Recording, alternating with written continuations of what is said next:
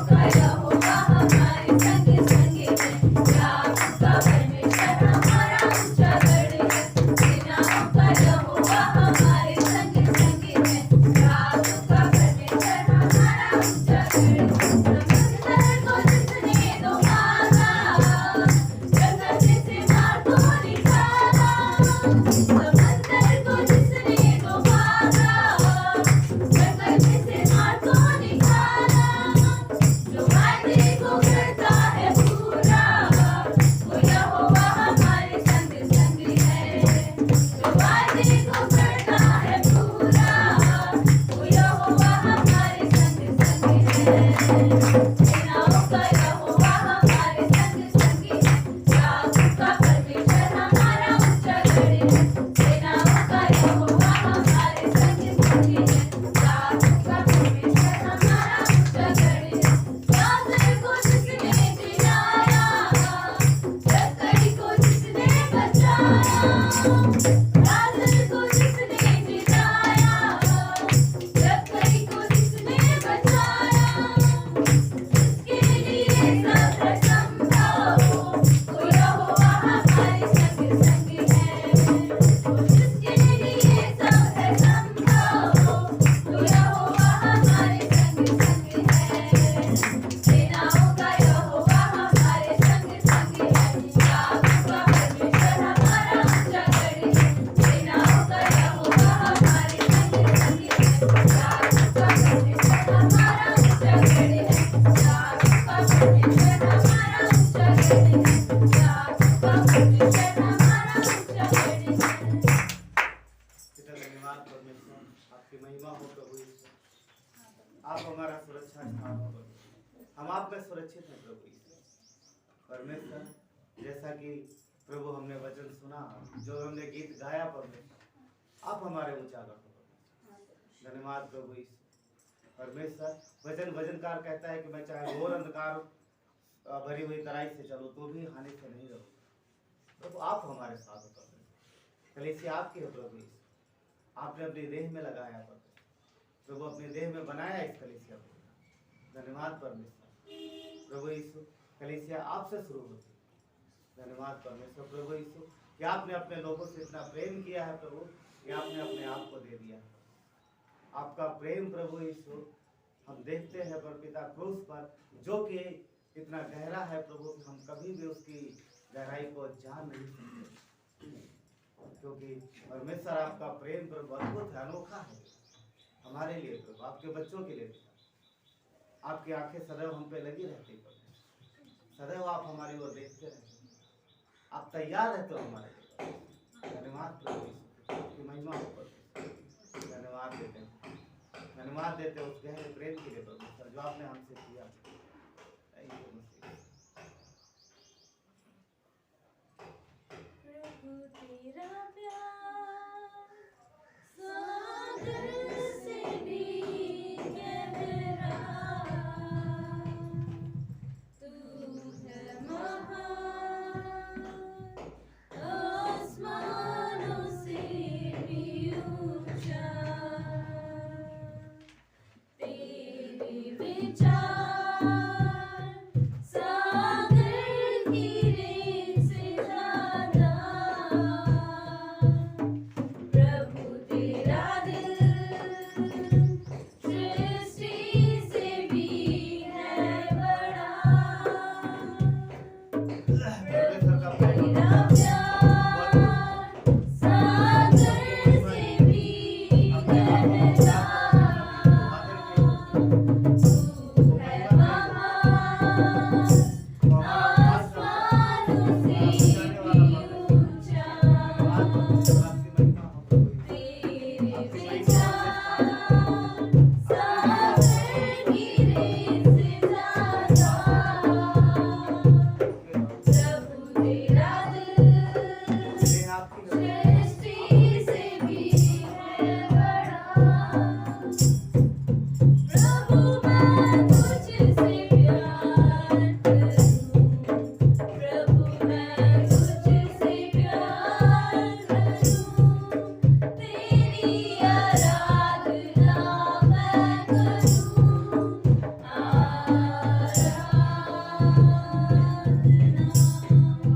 प्रभु तू ही है महान, तू है महान, सिर्फ तू और कोई नहीं, सिर्फ तू और कोई नहीं, सिर्फ तू और कोई नहीं।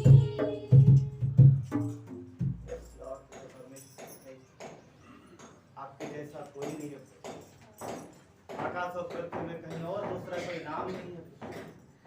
आपका नाम है परमेश्वर, जो नाम सारे नामों से श्रेष्ठ है, जो हमें उद्धार देता है, जो हमें मुक्ति देता है। धन्यवाद प्रभु यीशु, जो हमें शांति और आनंद देता है।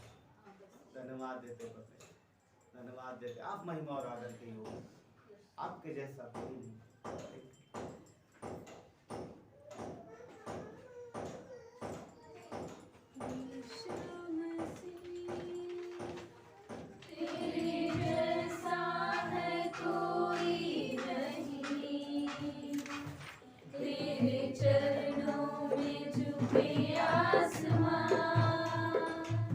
और महिमा गाए ज़मीं, यीशु मसीह तेरे जैसा है कोई नहीं।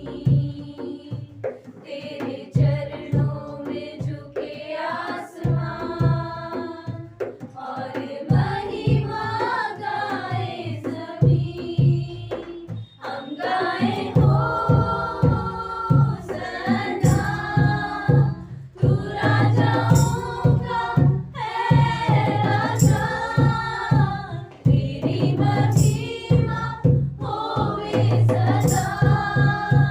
तू है प्रभु हमारा खुदा, हम गाए होशाना।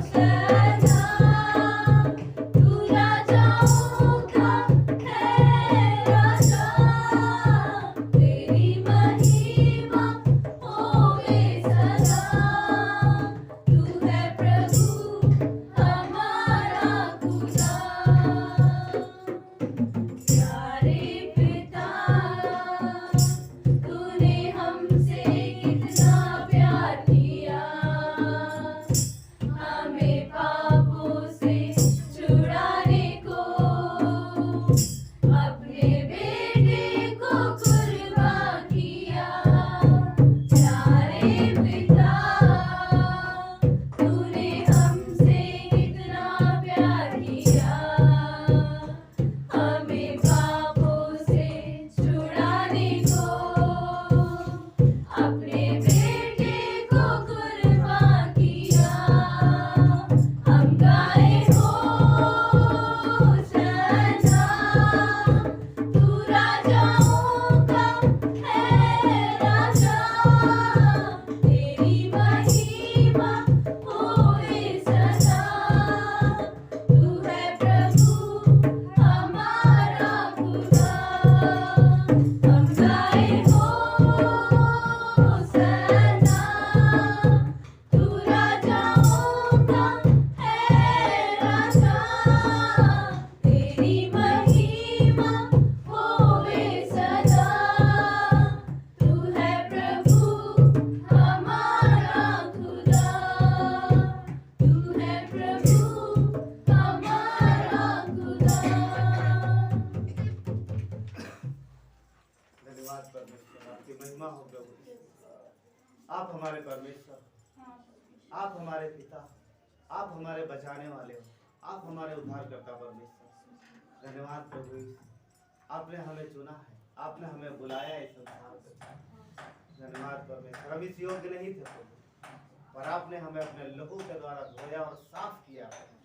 सारे गुनाहों को धो दिया परमेश्वर, सारे पापों को प्रभु आपने माफ किया, क्षमा किया परमेश्वर, और उसके लिए बड़ी कीमत चुकाई है प्रभु। धन्यवाद प्रभु यीशु, धन्यवाद देते परमेश्वर, धन्यवाद देते परमेश्वर आपकी इस दया और कृपा और बलिदान के लिए। धन्यवाद मसीह, आपकी महिमा हो परमेश्वर। आगे के समय को आपके हाथों में सौंपते हैं, हर एक चीज पे आपकी कवरिंग मांगते हैं परमेश्वर, आपकी उपस्थिति, आपकी प्रेजेंस मांगते हैं परमेश्वर। हम सब अपने आप को आपके हाथों में सौंपते हैं प्रभु, हमें भरो परमेश्वर अपने आपकी उपस्थिति से प्रभु। धन्यवाद पिता परमेश्वर, धन्यवाद देते, सारा आदर गौरव महिमा आपको देते हैं। प्रार्थना मसीह यीशु के नाम से मांगते हैं, आमीन। आप सब बैठो।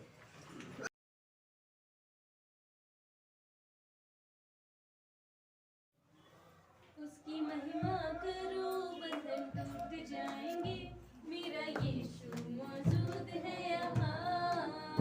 उसकी महिमा करो, बंधन टूट जाएंगे, मेरा यीशु मौजूद है यहाँ।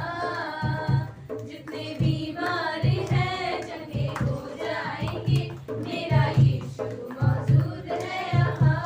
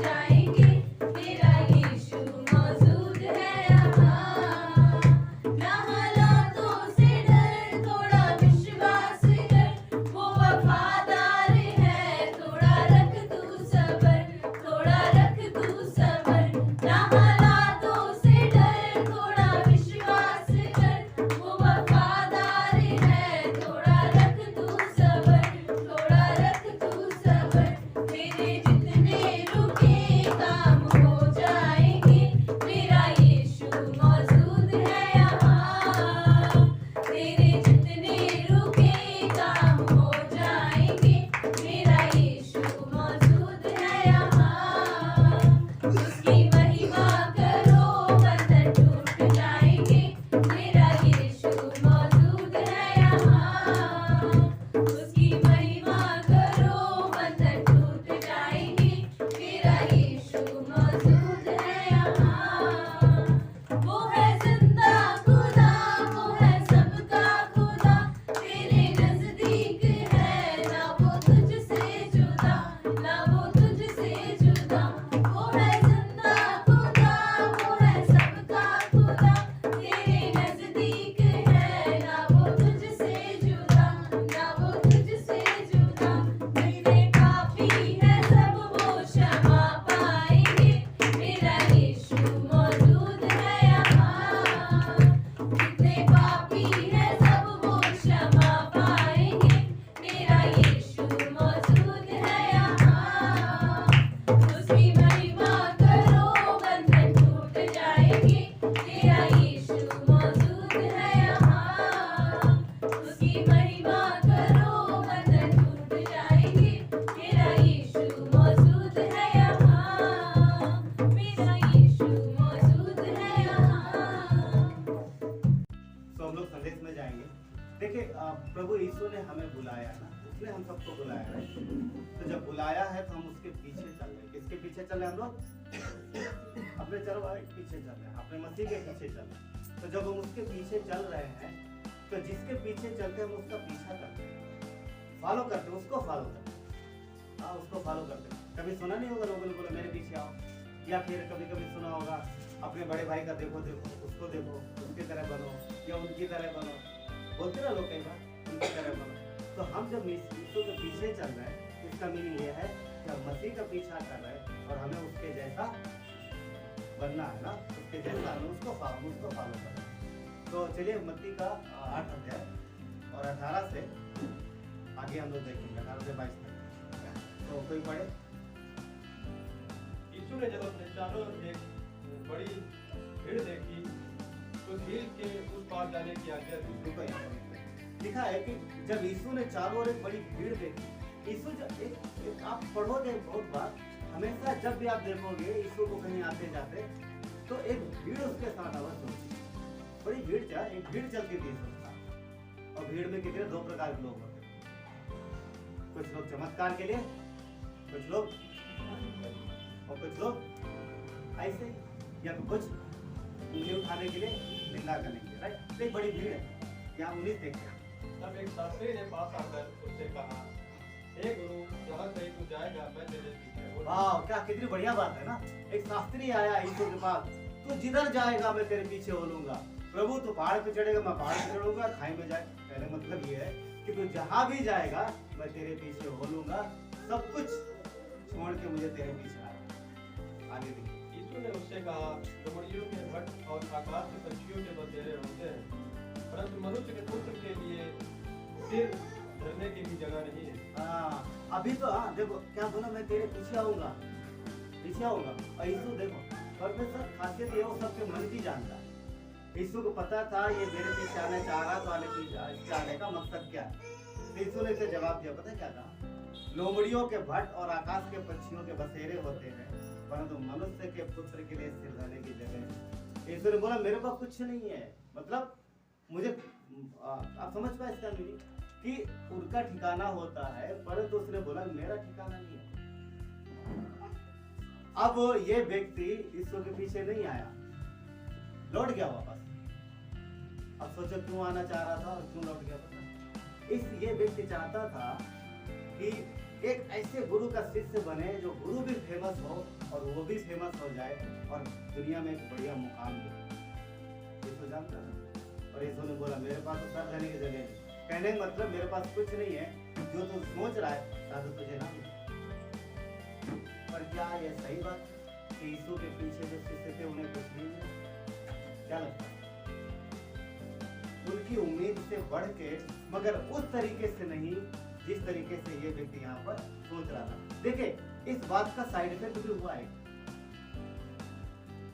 जो आदमी बोला तो मैं तेरे पीछे हूँ वो लौट गया और साइड इफेक्ट एक और हुआ। देखिए क्या बचनी की एक और चेले ने उससे कहा, हाँ एक और, वो तो लौट ही गया।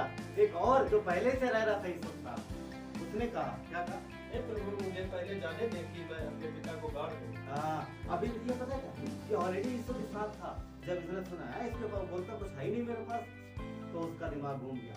उसका भी क्यों, क्योंकि उसे भी शायद कुछ चाहिए था, उसे भी कुछ शायद वैसा चाहिए था जो ईश्वर के शब्द से उसे लग रहा नहीं मिलेगा। तो इसने क्या बोला, प्रभु प्रभु एक काम करना, मुझे आज्ञा दे दे, मैं जाकर अपने पिता के गाड़ गया।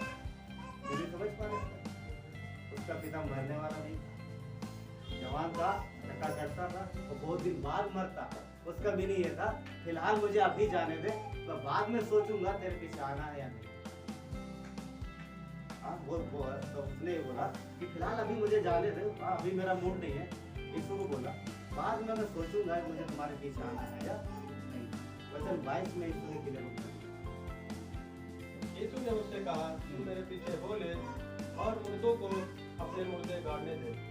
यीशु ने उसको क्लियर बोल दिया कि तू मेरे पीछे हो ले और मुर्दों को मुर्दे गाड़ने दे। उसने क्या बोला था, मैं मेरे पिता को, उसका मीनिंग ये था कि जब मेरा पिता 15 साल 20 साल 25 साल बाद मरेगा, उसका अंतिम संस्कार करके सब कुछ सेटल करके जो हिस्सा मुझे मिलने वाला होगा मिल लेने के बाद फिर मैं सोचूंगा कि आपके पीछे आना है या नहीं। ऐसी विचारधारा कई बार लोगों में भी होती है ना, प्रभु ये हो जाने दो, प्रभु वो हो जाने दो, बाद में सोचेंगे। पर यीशु ने यहाँ पर क्या बोला पता, सॉरी, मुर्दों को मुर्दे गाड़ने, मीनिंग पता है, जो शरीर में मर जाते हैं लोग, शरीर में मरे हुए लोगों को आत्मा में मरे हुए लोग गाड़ते हैं। जो मसीह में नहीं है वो तो परमेश्वर के हिसाब से होता है, क्योंकि जीवन किसको देखता है, जिसके अंदर अनंत जीवन, इंटरनल लाइफ, वही जीवित है। यीशु ने बोला उनकी फिक्र मत कर, तेरा काम अभी ये है कि मेरे पीछे चल। यानी शिष्यता के लिए हमें सही समय का इंतजार नहीं करना या चुनाव नहीं देखना कि जब ये मेरा पूरा हो जाएगा तब मैं यीशु के पीछे आऊंगा। नहीं, वो समय नहीं है, पर उस समय ये है कि जब परमेश्वर ने कहा उसी समय उसके पीछे मेरे परमेश्वर धन्यवाद देता आपकी कृपा हो जाए। प्रभु यीशु आपकी इच्छा है कि हम आपके पीछे चले उस तरीके से जैसा आप चाहते हैं, उस उद्देश्य के साथ जो आपका उद्देश्य है वो वही भला है। कई बार इंसान होने के नाते आपके बच्चों के जीवन में प्रभु उनके स्वयं की अभिलाषाएं होती है, स्वयं के उद्देश्य होते हैं, परंतु हमारे स्वयं के उद्देश्यों से बढ़ के आपका उद्देश्य, आपकी योजना, आपका प्लान जो कि सही है, जो कि खरा है। आपने कहा मनुष्य के पुत्र के पास का रखने की जगह नहीं। वचन कहता है कि वो कंगाल बना ताकि हम अमीर हो जाए। आपको कंगाल बनना जरूरी था ताकि आपके बच्चे अमीर हो जाए। धन्यवाद परमेश्वर। प्रभु आपने मार खाई ताकि हम चंगे हो जाए। आपने हमारे रोगों को ले लिया ताकि हमारे जीवन में निरोगता आ सके। आपने कलेश उठाया ताकि हमें शांति मिले। धन्यवाद प्रभु, आपकी योजना बड़ी है प्रभु और वही हमारे लिए। धन्यवाद देते इस समय को आपके हाथों में सौंप देते। आपकी महिमा हो परमेश्वर। हम सब अपने आप को तैयार कर, अपने हृदय को तैयार करते आपसे सुनने के लिए और जानने के लिए। धन्यवाद। प्रार्थना मसीह यीशु के नाम से। आप बैठिए।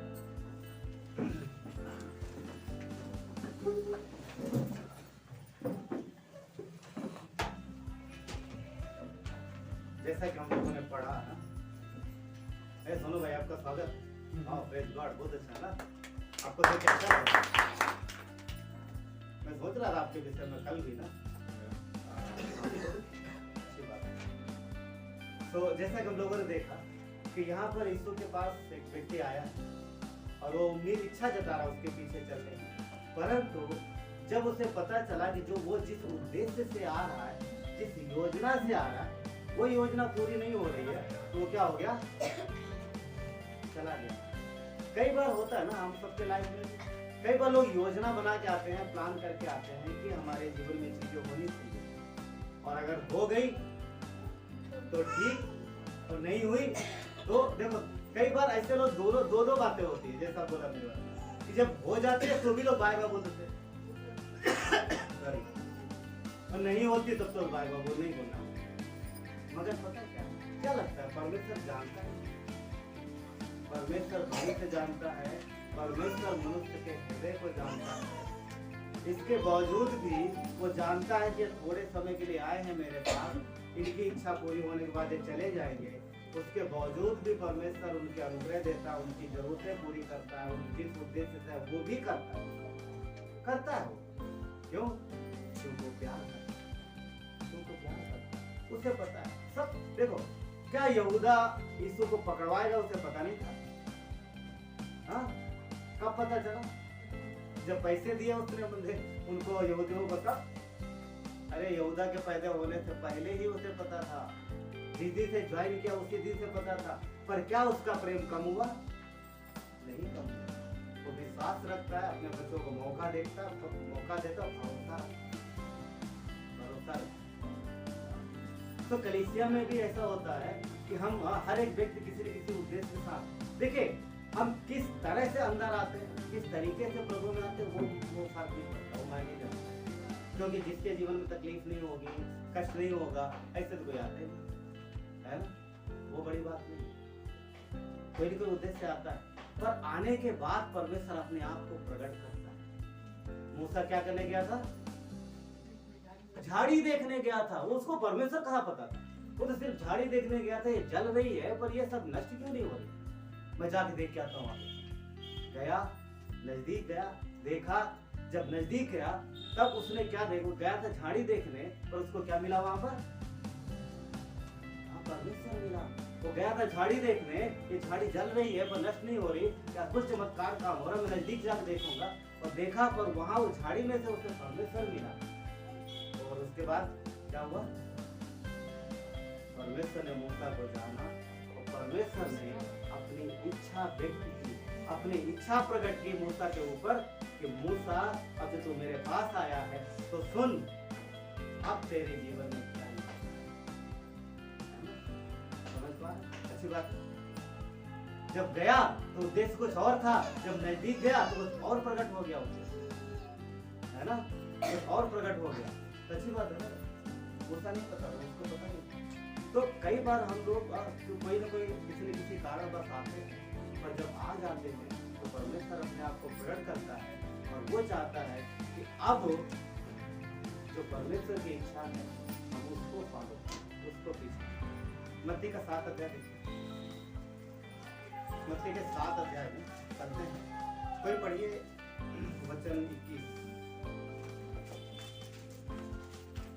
जो मुझसे हे प्रभु कहता है, उनमें से हर एक स्वर्ग के राज्य में प्रवेश ना करेगा। बस ये वो क्या कहता है?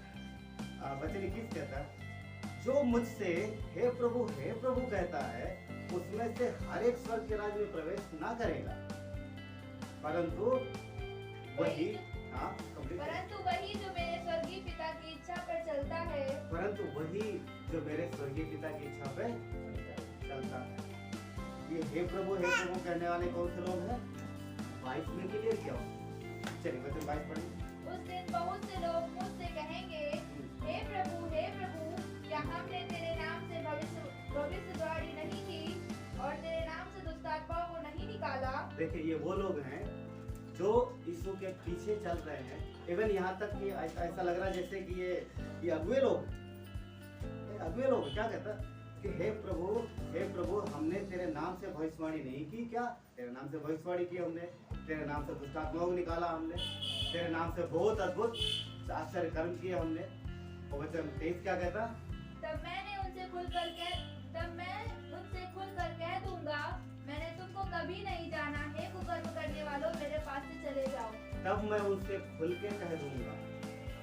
एक समय आएगा जब परमेश्वर के सामने सब इकट्ठा होंगे, उस समय पता चल जाएगा कि कौन उसकी इच्छा अनुसार कर रहा था और कौन उसकी इच्छा अनुसार। वो क्या कहता है कि उस समय को खुल के कह दूंगा तो मैं तुम में से किसी को नहीं जानता। एक शब्द यहाँ पर इस्तेमाल हुआ है, वो कर्म करने वाला। तो सोच रहा था कि क्यों भाग रहे हो? वो कुकर्म कर रहे थे, वो तो चमत्कार कर रहे थे यीशु के नाम, वो तो भविष्यवाणी कर रहे थे, वो तो आश्चर्य कर्म कर रहे थे। पर यहाँ लिखा कुकर्म कर रहे थे। कुकर्म क्या है? राइट, कुकर्म वो है जो परमेश्वर की इच्छा के बाहर है। परमेश्वर की इच्छा के बाहर ये जो लोग करते हैं, यहाँ पर जो लिखा है, ये काम किए जा रहे हैं यीशु के नाम से, मगर यीशु की इच्छा से बाहर। आज कितने सारे लोग भविष्यवाणी करते हैं, यीशु के नाम से करते हैं। मैं किसी का नाम लेना अच्छा नहीं है, मुझे ना परमेश्वर न्याय करने वाला, मैं नहीं कहूँगा। कितने लोग यीशु के नाम से भविष्यवाणी करते हैं, कितने दुष्ट आत्माएं निकालते हैं, कितने आश्चर्य कर्म काम करते हैं, पर यीशु बोलता मैं तो तुम्हें कभी जाने नहीं। तो फिर वो किसकी ओर से है? समझ पा रहा है? यीशु कहता मैं तुम्हें जानते नहीं, तो ये कर कौन रहा है? इसके पीछे पावर किसकी? दुनिया में तो ही सकती है। पर कहने मतलब पॉइंट है, ये लोग जो ऐसे काम करते हैं, इनके पीछे इनका उद्देश्य क्या है, मकसद है, क्यों करते हैं? क्यों इस तरीके से यीशु की इच्छा के विपरीत जाकर के लोग यीशु के नाम से कार्य करते हैं? क्या कारण पता? वो अपनी महिमा चाहते हैं, अपना आदर चाहते हैं, अपना सम्मान चाहते हैं, और वो चाहते हैं कि जो भी चीजें हो उनमें उनको महिमा मिले, उनमें उनको आदर मिले। इस सारी चीजों को करने के पीछे यही एक कार्य है। ठीक है, भविष्यवाणी, दुष्ट आत्माओं निकालना, आश्चर्य कर्म, इनको परमेश्वर ने क्या बोला? कुकर्म। पर क्या शिष्य नहीं करते थे? करते थे, वो तो चमत्कार। परमेश्वर की इच्छा अनुसार किया जाने वाला कार्य ही परमेश्वर को कबूल होगा, उससे अगर बाहर किया गया तो नहीं होगा। और परमेश्वर की इच्छा कहाँ पर है? उसके वचन में। वचन से बाहर वो कुछ भी नहीं करता। तो उद्देश्य क्या है आश्चर्य कर्म करने का? उद्देश्य क्या है दुष्ट आत्माएं निकालने का? जो लोग वो आपने देखा होगा, यूट्यूब चैनल पर बहुत सारे लोग करते रहते हैं। तो उद्देश्य क्या है? और उद्देश्य क्या है चमत्कार करने का? क्या उद्देश्य? और दूसरी बात, उद्देश्य क्या है यीशु के पास आने का? क्या उद्देश्य? वो हमें क्यों बुलाया? क्यों उसने अपने में जोड़ा? मैं दाख रहता हूँ, तुम मेरी रानियां हो। क्यों उसने अपने में हमें लगाया? क्यों लगाया? यीशु जीवन है, उसने इसलिए लगाया ताकि हमें जीवन मिले, हमारे अंदर जीवन आए। क्या उद्देश्य है कि हम आप यीशु के पीछे चलें? देखिए, जैसा कि हमने शुरू में बात की, कोई फर्क नहीं पड़ता कि हम लोग किस तरीके से, किस कारणवश यीशु को जाने, किस तरीके से हम यीशु को जान पाए, मगर फर्क इस बात से पड़ता है कि अब जब हम उसे जान गए हैं, तब हमारी चाल कैसी है, तब हमारी चाल कैसी है। क्या अगर हम यीशु के पीछे चलने सिर्फ इसलिए कि हमारी बीमारी ठीक हो जाए? हाँ, क्या इसलिए चलना सिर्फ इसलिए, या फिर इसलिए चले कि हमारे जीवन में सब बढ़िया हो जाए? क्या उद्देश्य सही है? क्या सिर्फ इसलिए चल रहे हैं कि हम कोई चिन्ह चमत्कार देखें अपने जीवन में, या फिर इसलिए कि मसीह में आने के बाद यीशु ने जो बोला क्या कि मैं तुम्हारे लिए स्वर्ग के झरोखे खोलूंगा, यानी खूब सारा धन आ जाए हमारे पास? क्या हम इसलिए चल रहे हैं? क्या ये उद्देश्य? क्या ये उद्देश्य? अगर जवाब हाँ है कि हाँ इसीलिए चल रहे हैं, तो फिर उद्देश्य सही नहीं, सही नहीं। क्यों? क्योंकि ये सारी चीजें तो परमेश्वर ने ऑलरेडी हाँ की। कहने मतलब ये है, क्या इन चीजों की उम्मीद नहीं कर सकते हैं परमेश्वर? क्या लगता है? नहीं कर सकते? ऑफ कोर्स कर सकते हैं। क्या यीशु से मांगना नहीं चाहिए? बिल्कुल मांगना चाहिए। तो क्या ये इन चीजों की उम्मीद रखना गलत है? नहीं, बिल्कुल गलत नहीं। तो फिर गलत क्या है? गलत ये है कि सिर्फ यही उम्मीद रखना कि बस मेरे घर में ये सब ठीक हो जाए, उसके बाद तुम बाय बाय अपने रास्ते और हम, ये सही है। सुनो, लाजर को जब जिलाया गया, वहां पर यहूदी भी थे जो यीशु पर विश्वास नहीं करते, परंतु जब लाजर जिंदा हुआ तब क्या उन्होंने विश्वास किया? किया।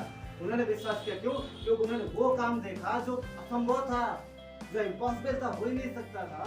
तब उन्होंने देखा कि यीशु ने किया, उन्होंने विश्वास किया ये उद्धार करता है, और उसके पीछे परमेश्वर हमारे आपके जीवन में चंगाइयाँ चिन्ह चमत्कार इसलिए करता है ताकि हम वो जाने, हम उसे जान पाए कि वो हमारा परमेश्वर है, वो हमारा मसीह है, ताकि हम उसके पीछे चले। मांगना गलत नहीं है। मत्ती 6:8 क्या कहता है? मांगना गलत नहीं है इससे, तो दुनिया मांगती रहती है, संसार भी मांगता रहता है। मत्ती 6:8 में क्या कहता है? तुम उनके समान मत बनो, क्योंकि तुम्हारा स्वर्गीय पिता मांगने से पहले जानता है कि तुम्हारी आवश्यकताएं क्या, उसे पता है, उसे पता हमारी आवश्यकताएं क्या है। मत्ती 7:11 में पढ़े, साथ में हम लोग साथ में मत्ती 7:11 जोर से पढ़िए। हमारे दिन भर की रोटी आज 7:11 अतः जब तुम बुरे होकर अपने बच्चों को अच्छी वस्तुएं देना चाहते हो, अतः जब तुम बुरे होकर अपने बच्चों को अच्छी वस्तुएं देना जानते हो, किसकी बात कर रहा है? इंसान की। क्या इंसान अच्छा है? क्या इंसान में अच्छाई है? नहीं, इंसान में तो बुराई भरी हुई है। तो वचन क्या कहता है कि जब बुरे हो करके भी तुम अपने बच्चों को अच्छी वस्तुएं देना जानते हो, आगे बढ़िए, तो तुम्हारा स्वर्गीय पिता अपने मांगने वालों को अच्छी वस्तुएं क्यों न देगा? तो तुम्हारा स्वर्गीय पिता अपने मांगने वालों को अच्छी वस्तुएं क्यों ना देगा। ये प्रॉमिस है परमेश्वर का, ये वादा है उसका। तो सिर्फ हम इसी चीजों के लिए अगर यीशु के पीछे हैं तो फिर हम सही उद्देश्य में नहीं। हमें इससे आगे बढ़ के सोचना है। परमेश्वर ये नहीं कहता ये सारी चीजें नहीं मिलेंगी, सब कुछ उसने हमारे लिए करके रखा है। बोलता है तुम इससे आगे सोचो, मैंने और बढ़िया प्लान किया है, मेरी और योजना है, हमें इससे बढ़ के देखना है।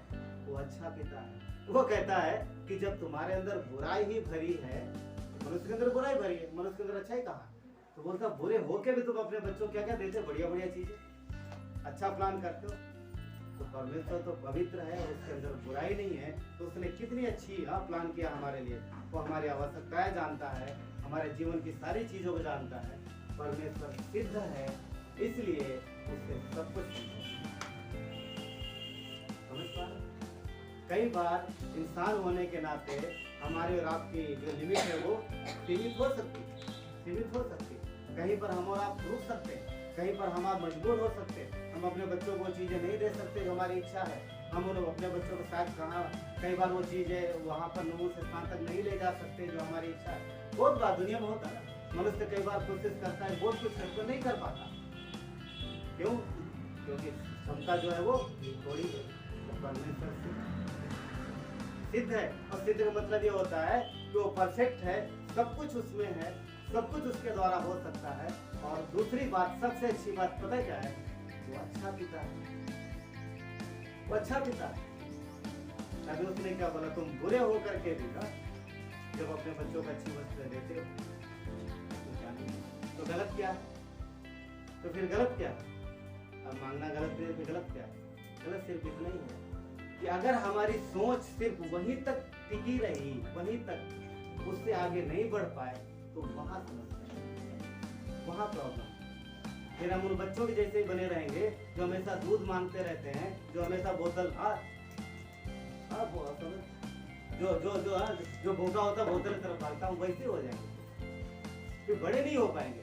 आप सोचो आपका बच्चा 15 साल का और बोतल लिए घूम रहा है, अक्सर मैं उदाहरण देता हूं, कैसा लगेगा?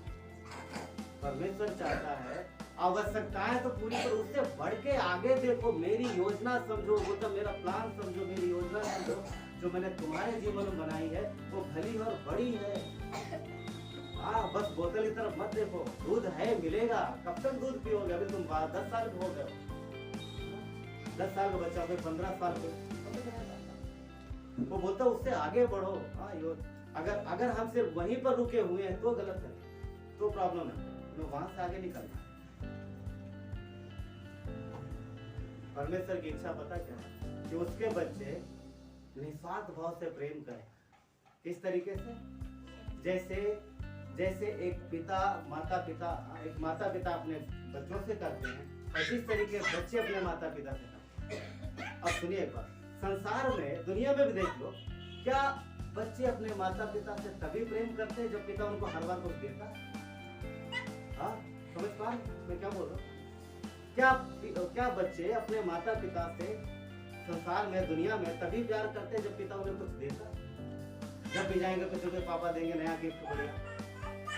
हाँ, छोटे बचपन तक तो ठीक, पर अब 25 साल को हो गए, 30 साल को हो गए, 40 साल को, 50 साल को, हमेशा पिता कुछ देगा तभी हम प्रेम करेंगे, तभी हम आदर करेंगे। ऐसा तो नहीं होता ना। हम सब अपने माता पिता का आदर करते हैं, चाहे हमें कुछ दे या ना दे।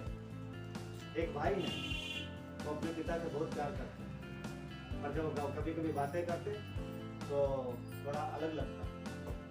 बोलते हैं उनके हम वो कई बार उन्होंने बात करी, कई बार सुना मैंने कि वो बचपन बैठे रहते थे, पढ़ते रहते थे और पिताजी आके पीछे धर देते थे। उनको पता नहीं चलता था कि क्यों मार पड़ी, पता नहीं चलता। कई बार पता चलता, कई बार नहीं पता चलता। बड़काऊ ज्ञान नहीं था। क्या हमारा पिता हर बार हमें गिफ्ट दे तभी हम बोलेंगे नहीं रे पापा थैंक यू सो मच, आप मेरे पिता हो। और जिस दिन है बस तो मेरा पिता नहीं है, वो पड़ोसी मेरा पिता। ऐसा करते हैं ना। तो फिर जब हम अपने भौतिक पिता से इस तरीके से व्यवहार नहीं करते तो आत्मिक पिता के साथ ऐसा क्यों? जबकि भौतिक पिता ने क्या दिया, भौतिक पिता के द्वारा हम दुनिया में आए, उन्होंने सिर्फ पालन पोषण किया, मगर आत्मिक पिता ध्यान से सुनो, उसने हमारे आत्मा को बनाया, उसने माँ के गर्भ में हमारे शरीर को बनाया, उसने जीवन दिया है, उसने आपके जीवन को संभाला है। आज जो जीवन जी रहे हैं, आज जो सांस ले रहे हैं, वो भी उसी की दी हुई। हर दिन वो देता है। आप जब बिस्तर पे जाते हैं तो नींद वही देता है, आप जब खाना खाते हैं तो हजम भी वही करता है, आप जब सुबह उठते हैं तो जगाता भी वही है, आप जब काम पे जाते हैं तो बुद्धि वही देता है, आप जब दिन भर घूमते हैं सुरक्षा भी वही देता है। इसके बावजूद भी हम उम्मीद करते तो देगा तो मेरा पिता, नहीं तो नहीं।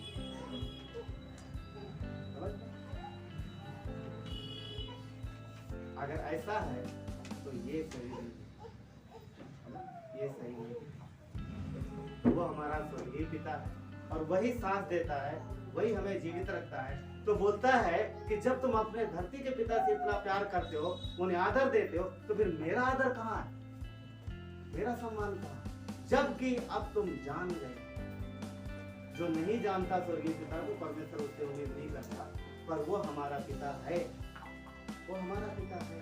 तो बोलता अब मेरा आदर कहाँ, मेरा सम्मान कहाँ है, मेरा सम्मान कहाँ? मत्ती का 15 वचन पढ़िए। मत्ती का 15 वचन।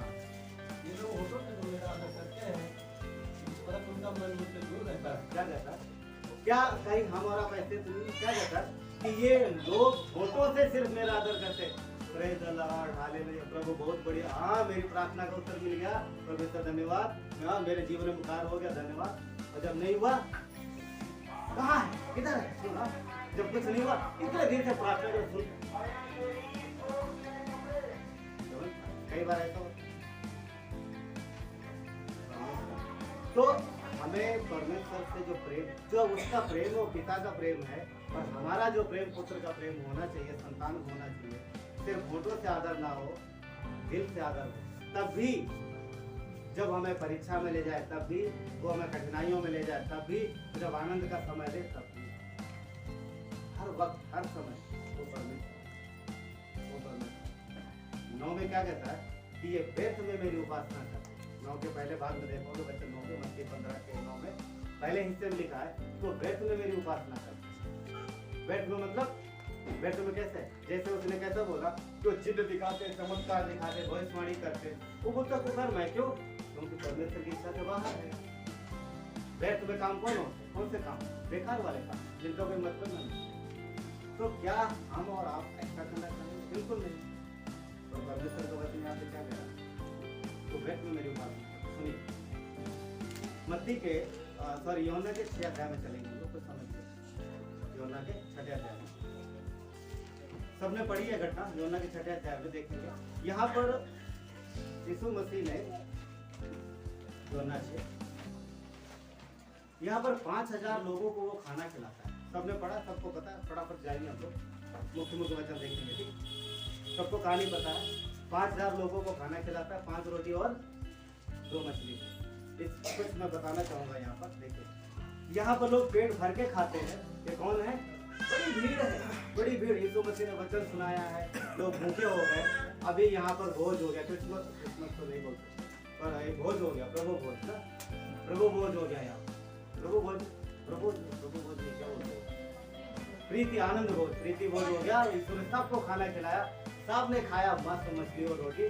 हाँ, सबका पेट भर गया, सब खुश हो गए, बड़ा स्वादिष्ट था। ठीक है, जब खाना खाया, खाना खाने के बाद लोग पता क्या देखो बहुत खुश हो गए। वचन 14 पढ़िए। तब जो आश्चर्य कर्म उसने कर दिखाया उसे वो लोग देखकर कहने लगे, वह भविष्यवक्ता जो जगत में आने वाला था निश्चय यही है। हाँ देख रहे, अब जब पेट भर गया, खूब खाना मिला तो खुश हो गए। और पता क्या बोले, तुझे पता है, तुझे पता है एक भविष्यवक्ता आने वाला था, देख इसने कितना 2 रोटी 5 मछली से क्या बढ़िया चमत्कार किया है, पेट भर के हम लोगों ने खाया। यही मसीह है, यही मसीह है, यही मसीह, हमें मसीह मिल गया ना और हम इसके पीछे चले। क्यों भैया, खाना मिला ना, इसके पीछे चलेंगे ना इसके। अब देखिए, अब यीशु मसीह उन्हें विदा कर देते हैं और अगली बार अगले दिन वो लोग उससे हुए ढूंढते फिर आते हैं। 22 और 24 वचन में ये लोग अगले दिन दूसरे दिन फिर उसे ढूंढते हुए आते हैं यहाँ पर। 22 और 24 वचन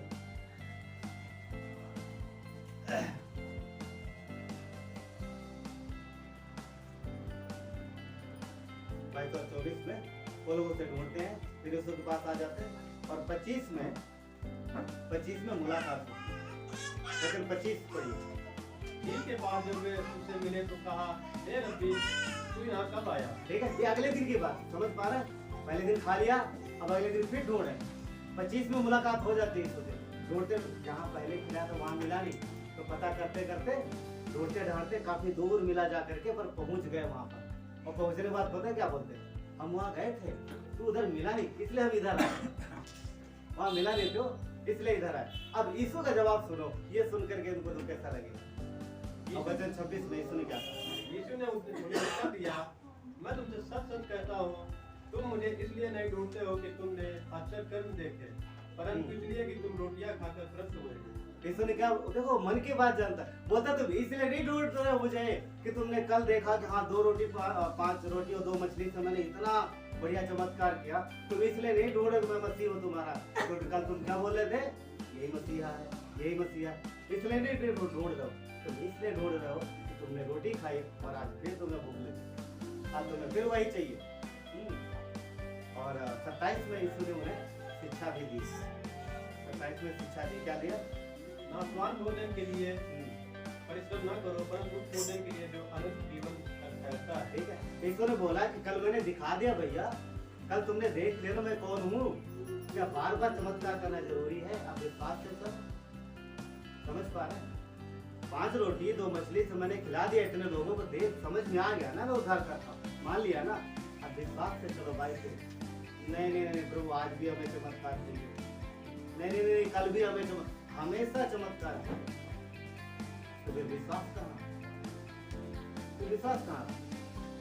और यीशु ने क्या बोला, नाशवान भोजन के लिए परिश्रम मत करो, पर उस भोजन के लिए परिश्रम करो जो अनंत जीवन तक ठहरता है। तो अनंत जीवन तक कौन सा भोजन है? भोजन कौन है वो? यीशु ने क्या बोला, मैं जीवन की रोटी हूँ। बोलता मैं ही वो भोजन हूँ, मैं ही वो रोटी हूँ, मुझे खाओगे तो अनंत जीवन तक जीवित रहोगे।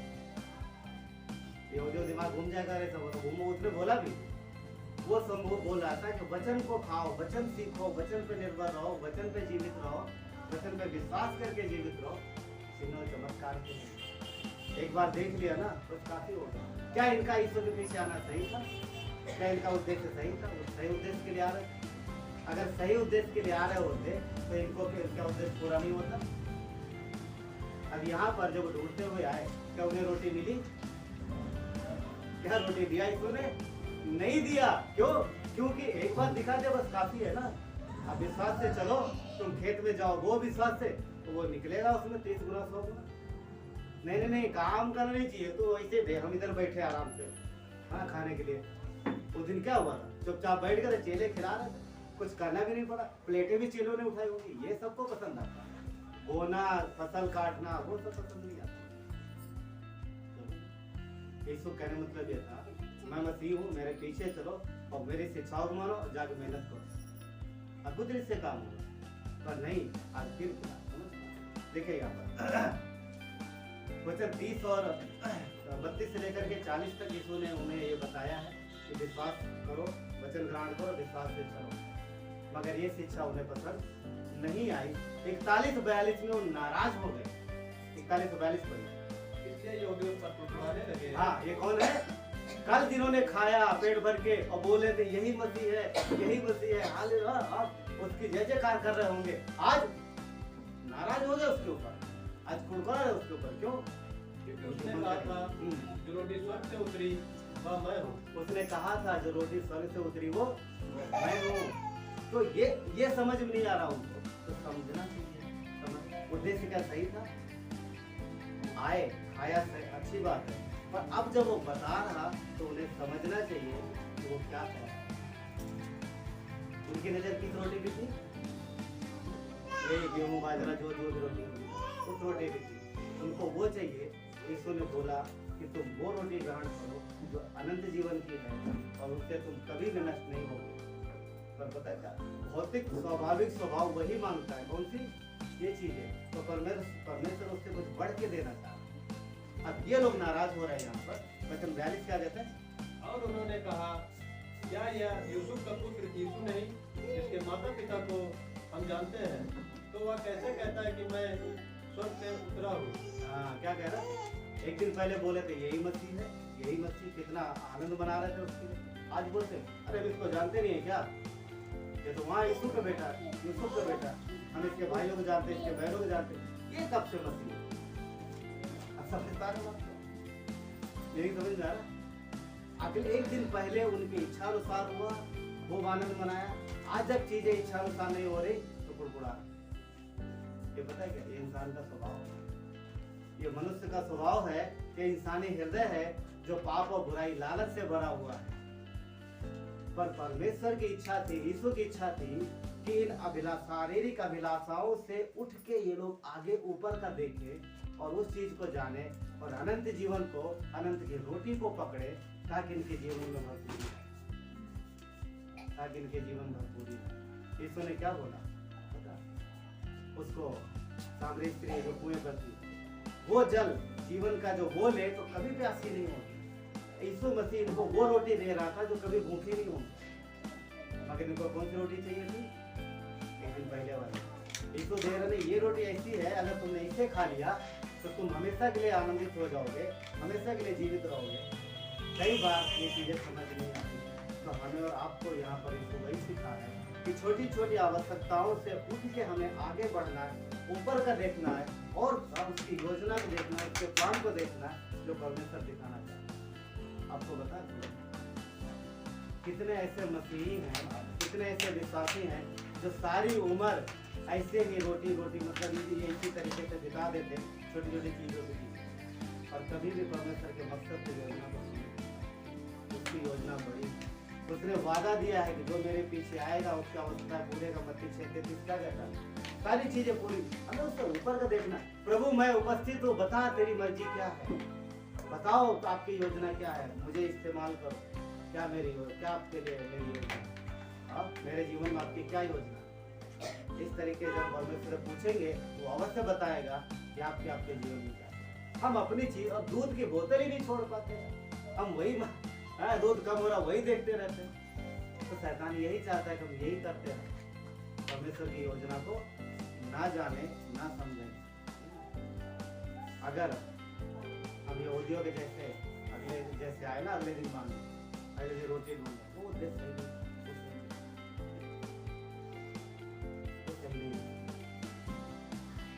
अगर हमारा उद्देश्य इसी प्रकार तो सही है।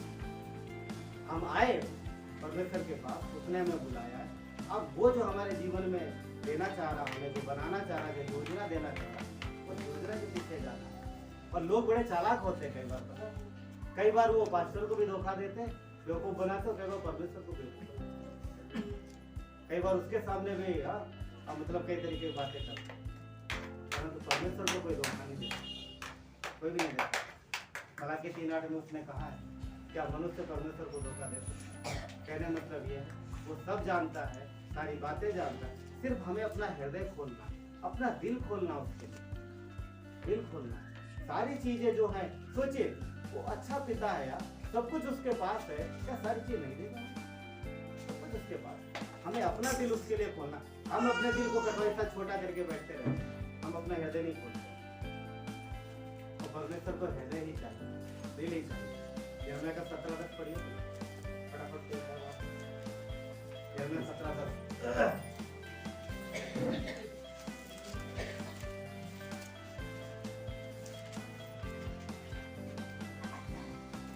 यिर्मयाह 17:10 मैं यहोवा मन की खोजता और हृदय को जांचता हूँ, ताकि प्रत्येक जन को उसकी चाल चलन के अनुसार तथा उसके कामों का फल दूं। बस क्या कहता है? मैं यहोवा मन की खोजता और हृदय की, मैं यहोवा मन की खोजता और हृदय की जांचता हूँ, ताकि प्रत्येक जन को, एक के बाद किया 100 में 10 को, 100 में 20 को, 100 में 50 को, ऐसा बोला नहीं, प्रत्येक जन को। प्रत्येक मतलब हर वो व्यक्ति जो परमेश्वर के पास है, हर वो व्यक्ति जो उसका है। क्या कहता है? मैं प्रत्येक जन को उसकी चाल चलन के अनुसार उसके कामों का फल। अब ये चाल चलन काम कौन से? वही विश्वास के कार्य, वही जो परमेश्वर की इच्छा है कि हम उसमें बढ़े, ताकि परमेश्वर हमें अत्यधिक फलवंत करे। हर एक रीत से, हर एक रीत से कामों के अनुसार फल दे। यहूदी दोबारा आए, उसके बाद रोटी मांगे, परमेश्वर की इच्छा अनुसार नहीं दिया उसे, चले गए कुरकुरा, मगर क्या चेलों को खिलाया उसके साथ हमेशा। देखिए 62:12 भजन संहिता 62:12 में कहता है कि हे प्रभु करुणा तेरी है, क्योंकि तू एक एक जन को उसके कामों के अनुसार फल दे। उसके कामों के अनुसार कौन से काम? जो परमेश्वर चाहता है हमारे जीवन से, उसकी इच्छा जो वो चाहता है कि हमारे जीवन में पूरी हो। जब हम उसकी इच्छा के पीछे जाते हैं, हाँ, और हम खड़े होकर कहते हैं कि प्रभु मैं उपस्थित हूँ, मुझे बताओ मेरे जीवन में क्या आपकी योजना है। आपने मुझे बुलाया मसीह, अपने देह में लगाया है, आपकी योजना क्या है? इससे जब उठ के सोचेंगे, इन सब बातों को आगे बढ़ेंगे, तो परमेश्वर प्रकट करेगा। क्या कहता है? परमेश्वर हमारे हृदय को सोचता है, हमारे दिल में क्या चल रहा है। आप सबके दिल में क्या चल रहा है मुझे नहीं पता, परमेश्वर हर एक के दिल में चल रहा है। कभी कभी मुझे भी बता देता है, जब उसकी इच्छा होती प्रकट करता है, परंतु वो सबके दिल की बात जानता है, हर एक के दिल की बात क्या चल रहा है, आज की नहीं, आखिरी दिन तक क्या सोचेंगे उसे पता है। तो हम उससे छुपा नहीं सकते, इसलिए हम परमेश्वर के पीछे, यीशु के पीछे 2 प्रकार के लोग चलते थे।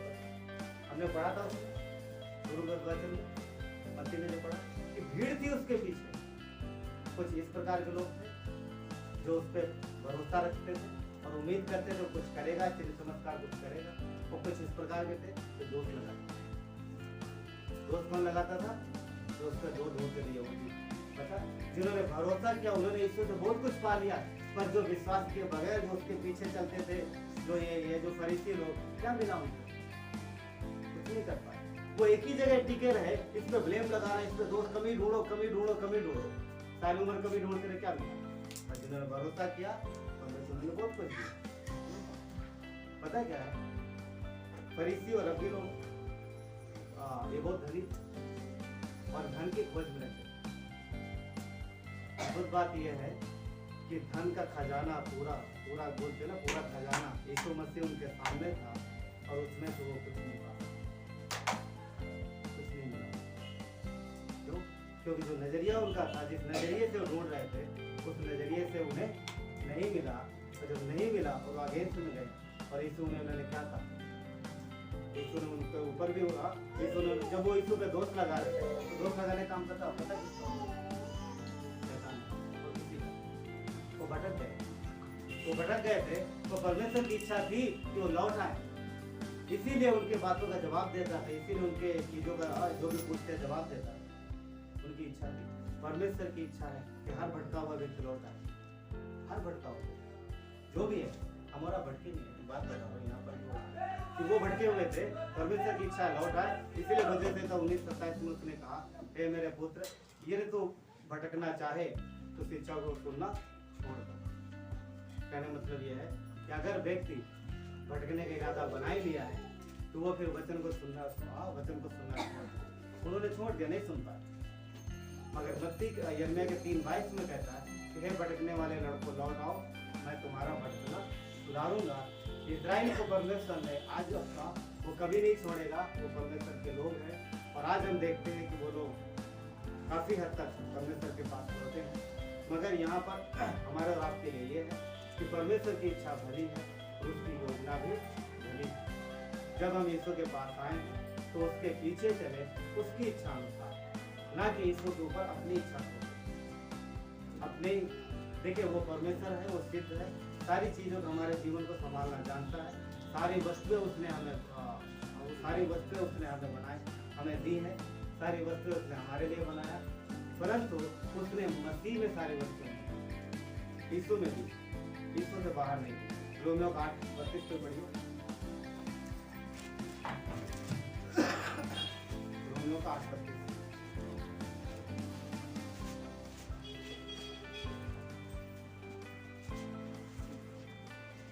पवित्र शास्त्र का जो अध्याय वह 8:32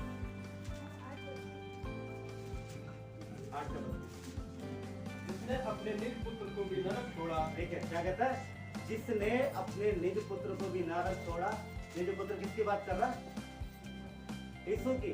तो उसने नरक छोड़ा, क्या किया उसने यीशु का? उसने यीशु को हमारे लिए दिया। वो मरा किस पर? क्रूस पर। यीशु मसीह हमारे और आपके लिए क्रूस पर मरा। आप समझो, परमेश्वर स्वर्ग से धरती पर आया, हमारे आपके लिए मरा, कोड़े खाए, तकलीफ सही, दर्द, कितना दर्द था। किसके लिए? किसके लिए? आपके लिए।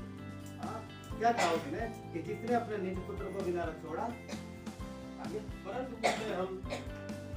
उसे हम सबके लिए दे दिया। परंतु उसे हम सबके लिए दे दिया। हमारे बाप के लिए उसने इकलौता बेटा दे दिया। आगे, वह उसके साथ हमें और सब कुछ क्यों ना देगा।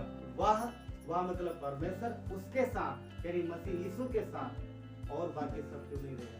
ध्यान रखना, जो भी चीजें हैं सब यीशु के साथ ही जुड़ी हुई हैं। यीशु से अलग कुछ नहीं है। यीशु के साथ हमें क्यों, वह उसके साथ हमें सब कुछ क्यों नहीं देगा। मसीह में हम आशीषित हैं, मसीह के बाहर आशीषित नहीं। समझ पा रहे?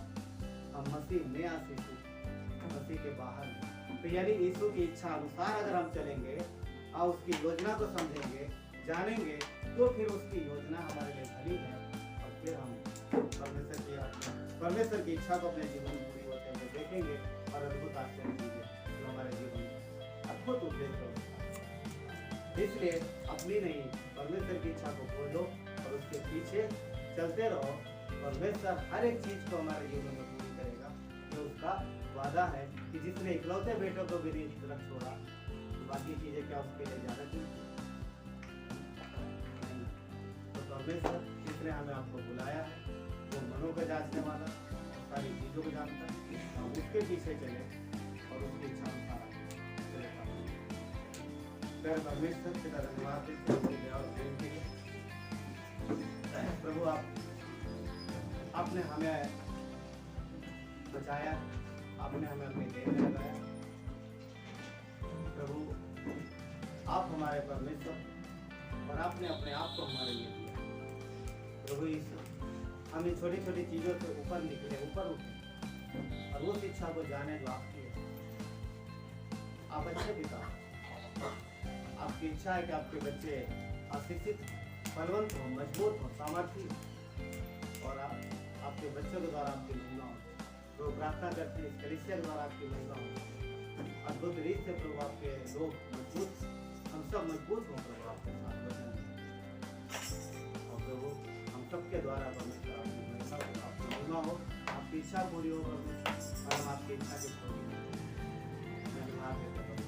सारा आदर गौरव महिमा आपको प्रार्थना